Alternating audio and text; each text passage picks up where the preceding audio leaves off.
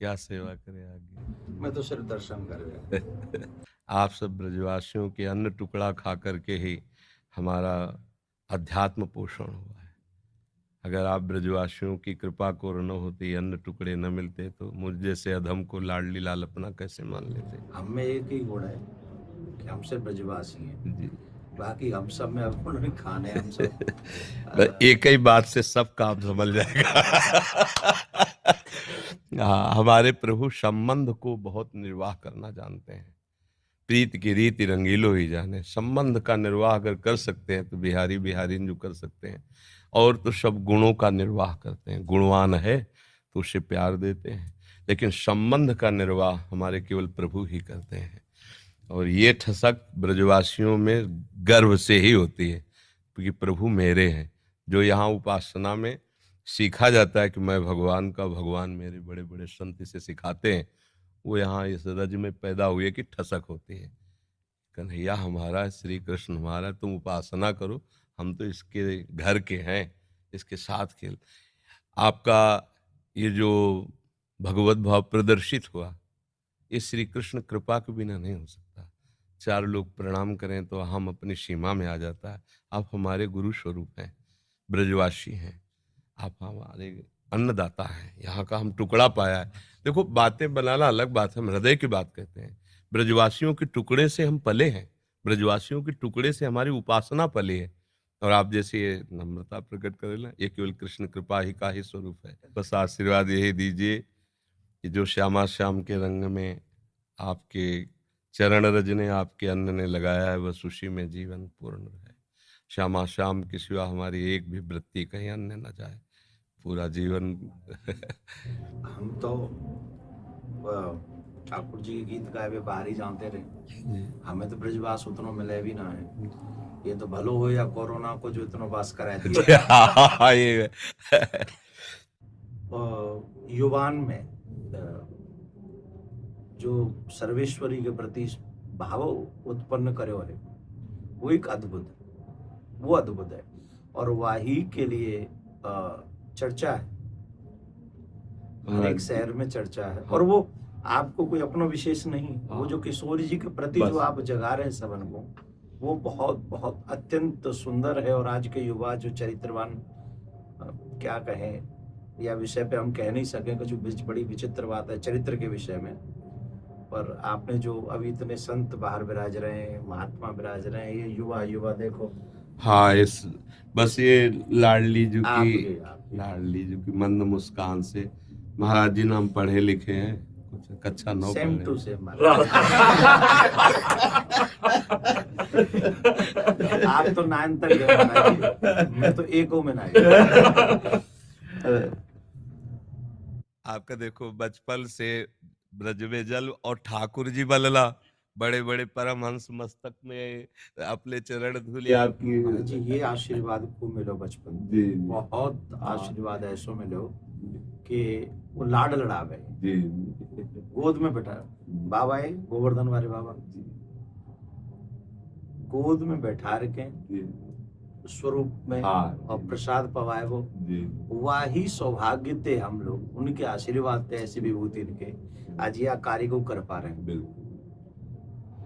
और ये जो आपका बाहर जाना है ना, ये हमारे लिए बहुत मंगलमय है।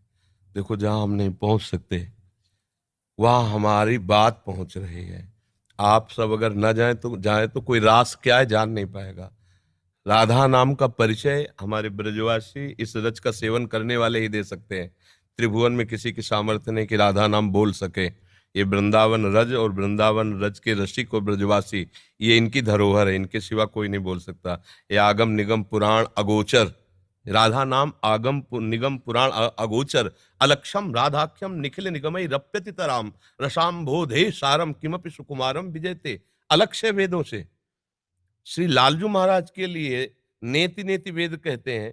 फिर लालजू महाराज जहां रस की याचना करते हैं, मांगत लाल लाड़िलो नागर, प्रगट भई दिन दिन की चोरी, दान दैरी नवल किशोरी। जिनके श्री चरणों को मस्तक पर पधराने के लिए भगवान शंकर ब्रह्मादि शुकादि याचना करते रहते, ध्यान धरते रहते हैं, वही प्रभु हमारी लाडली जू के चरणों में महावर लगाने के लिए सखियों से याचना करते रहते हैं। इस रस को कैसे कोई जानेगा? श्री श्यामा जू के चरणन की बलिहारी, जे है बसत किशोर लाल के प्राणन मध्य सदारी। कहा? किशोर लाल के प्राणन मध्य सदारी। श्री श्यामा जू, ये नहीं कि हमें अपने संप्रदाय के कहें। नंददास चापत चरण मोहन लाल, कुंवरी राधे पलंग पौड़ी, सुंदरी नवबाल। ये वो चरण चाप रहे हैं।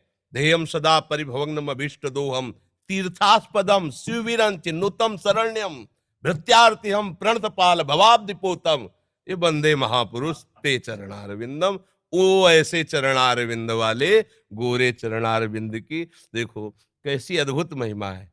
नंद सुत मन मोदकारी विरह सागर तरन। ये बात, अनंत गोपियां जिनके श्री चरण का स्मरण करके शीतलता धारण करती हैं, वो है श्री कृष्ण। और श्री कृष्ण हृदयर्पितम मधुपते स्मरतापमुग्रम, निर्वापयत परम शीतल आश्रयामि। जिनके हृदय की शीतलता लाडली के श्री चरणों को स्थापित करने से होती, वो हमारे गोरे चरण। नंद सुत मन मोदकारी विरह सागर तरन, दास परमानंद छीन छीन श्याम जिनकी, ये कहीं नहीं मिलेगा। आगम निगम पुराण अगोचर, ये सहज माधुरी रूप निधिम, अनभय आनंद कंद में। ये निज संपत्ति वृंदावन बिहारिणी बिहारी जो ब्रजवासियों की है, रसिकों की है, रजोप सेवी जनों की है। तो अहोभाग्य है कि ऐसे अभी जन विराजमान है कि बाहर जाकर राधा नाम, रास, भगवद यश का गान करते हैं, तो उनके कानों में लोभ जागृत होता है, भागते हैं वृंदावन की तरफ। अगर हमको रास का परिचय न मिला होता बाहर से, तो लोभ कैसे जागृत होता है? वहां देखा, अरे अब ये तो जीवन बन गया, इसके बिना जी नहीं सकते, घसीट लिया। ये महापुरुष जन जा जा करके राधा नाम, भगवद यश गान करते, जगत मंगल करते हैं, जगत मंगल। जिस दिन ये बंद हो जाएगा, उस दिन जो धुआं उठ रहा है ना, वो ज्वाला बन जाएगी, सुरक्षित कोई नहीं रहेगा।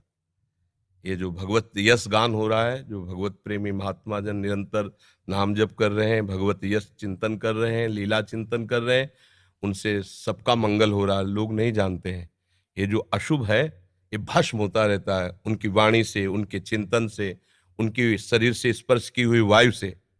और जिस दिन ये मंगल बंद हुआ, ज्यादा दिन नहीं चलेगा, ये भी शास्त्रों के प्रति श्रद्धाएं कम होती चली जा रही, संतों के प्रति ऐसे आचरण व्यक्त हो गए कि अश्रद्धा ही बढ़ रही आगे चल करके।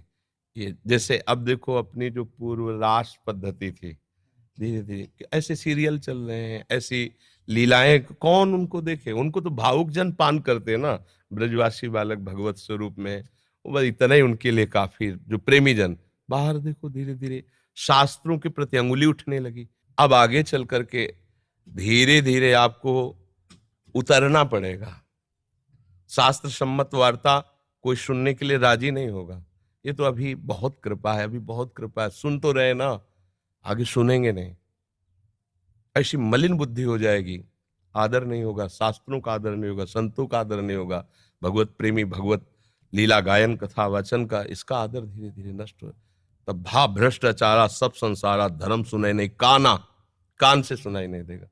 तभी अभी सबसे कह देते कि अवसर है, निकल चलो, निकल चलो। प्रियाजू ने अभी अनुकूल अनुग्रह वायु भेज दी, निकल चलो। नहीं, अगला जन्म होगा और हम भजन करेंगे, ऐसा संभव। अगला जन्म हो और हम भजन करके श्री जी को प्राप्त करें, असंभव।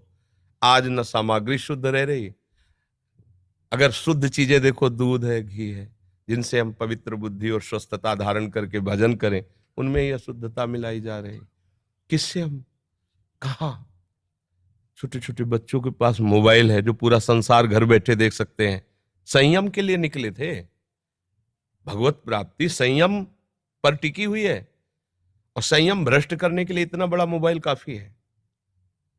अब वो एकांत कमरे में बैठा क्या देख रहा है? जिसने अपने मन का निग्रह नहीं कर लिया। मन का निग्रह करना हंसी खेल है, मनोनिग्रह बहुत बड़ी सिद्धि है।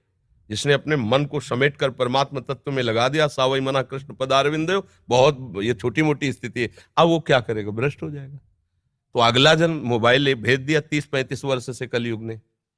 अब अगला जो जन्म होगा, धीरे धीरे मतलब बहुत, तो ये कमर कसे रहना, हमारे धर्म के प्रति जीवन बलिदान की वृत्ति बनाए रखना, और अधिक से अधिक नाम महिमा, क्योंकि कलयुग में अन्य साधनों में रुचि होना, नाम महिमा, अधिक से अधिक नाम महिमा, भगवत लीला श्रवण का फल। एक महान दुराचारी प्रेत आत्मा, प्रेत बना हुआ 7 दिन की भागवत में भगवत धाम साक्षात सदे जाता है, सामने विमान पे जाता है। ये कोई कहानी नहीं है, ऐसी ही सामर्थ्य भागवत में है। भगवत लीला का गान करके कितनों का उद्धार किया जा सकता है, भगवान नाम में प्रीति प्रदान करके कितनों का उद्धार किया जा सकता है।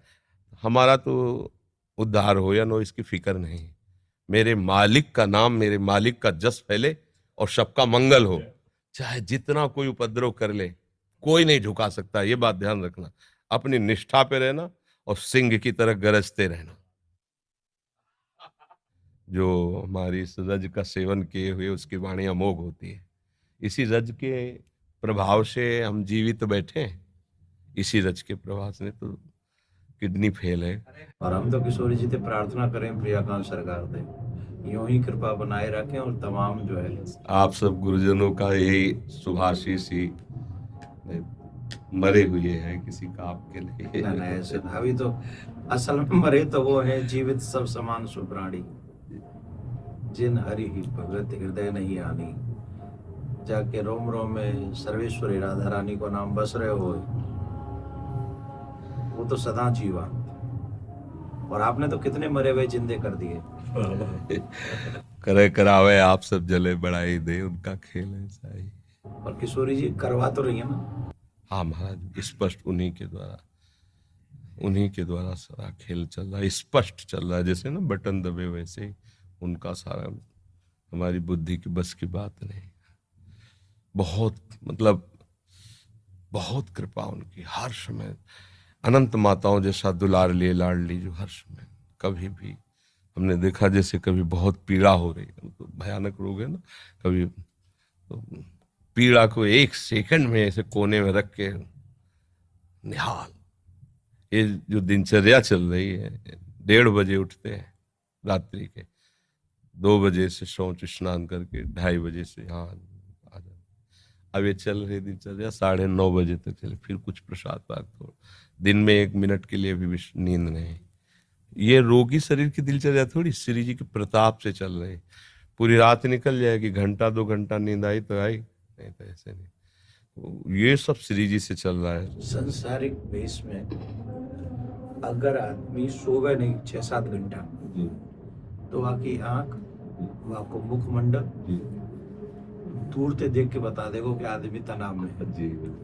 और जो वो आप क्रिया बता रहे हैं, और वह क्रिया के बाद जो आपको दर्शन है, ये साक्षात किशोरी जी को दर्शन, बिल्कुल उनकी कृपा का दर्शन महाराज जी। अब जैसे कल डायलिसिस हुआ, डायलिसिस 4 घंटा, जैसे मछली तड़पे ना ऐसे शरीर से खून निकलता है, स्पिरिट निकलता है ना रफ्ता। अब जैसे खून का एक स्वाभाविक दौड़ है, और जब उसको तो हर नस नाड़ी में एक भयंकर पीड़ा होती, बेशुद्ध। फिर उसके बाद 4-5 घंटे उठना मुश्किल होता है, ऐसे 2-4 बच्चे ऐसे पकड़ के से, नहीं तो चक्कर वैसा। और एक कवल नहीं पाया अभी तक, कल डायलिसिस के बाद। शाम के भोजन नहीं होता डायलिसिस के बाद, इतना शिथिल अंग रहता है। अब 9-9:30 बजे प्रसाद पाएंगे। क्या कि ऐसी एक दिनचर्या है कि अब जैसे हम थोड़ा भी कुछ पाले तो फिर हमारी सामर्थ्य नहीं होगी, हमें लेट जाना पड़ेगा। जब हम कुछ नहीं पा रहे हैं तो एक मतलब आध्यात्मिक ऊर्जा शक्ति के द्वारा अब आप 10-11 बजे तक ऐसे बुलवाते रहिए, हम बोलते रहेंगे। नहीं तो हम कुछ भी पाया तो इतनी जोर की प्यास लगती है, क्योंकि पानी पर ब्रेक है। बस जैसे हमें प्यास लगती है ना, इतना गिलास है, इतना बुदा, उसमें पानी देते हैं।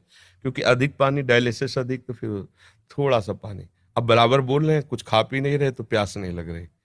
और अगर हम अभी कुछ भी ले, बस पे इतनी प्यास, फिर परेशान हो जाते हैं। जब किशोरी जी कृपा कर दें तो यूं कह दियो कबू कि जो ये कथावाचक जो लेना है तुम्हारा नाम का, इनको भी कल्याण। अरे लाडली जी की बहुत कृपा है, बहुत कृपा है। मैं यूं कह गया, मैंने कि सिर्फ 1 मिनट दर्शन करेंगे, चरण स्पर्श करेंगे और हम चले आएंगे, हम उन्हें तंग नहीं करेंगे। नहीं। अब यहाँ से जावे को मन नहीं करता। बड़े दिनांत इच्छा ही मेरी, कई बार मैंने पतो भी करवाया कि भाई वो, अब मैंने कि भैंस तो मिल वो बड़ा मुश्किल है जाएगा, पर 2 मिनट से दर्शन करने वो। अब फिर ठाकुर जी जल्दी दे हमें ये दिन अवसर दिखावे कि हम आपके दर्शन फिर आके करें। नहीं कि तो कोई आ जाओ हमारे जो का ये बेटा क्या एक बार पुनः स्पर्श को अवसर मिल जाए। बस आप किशोरी जी से प्रार्थना, आप स्वस्थ रहें और जग को कल्याण में करें। किशोरी जी से प्रार्थना।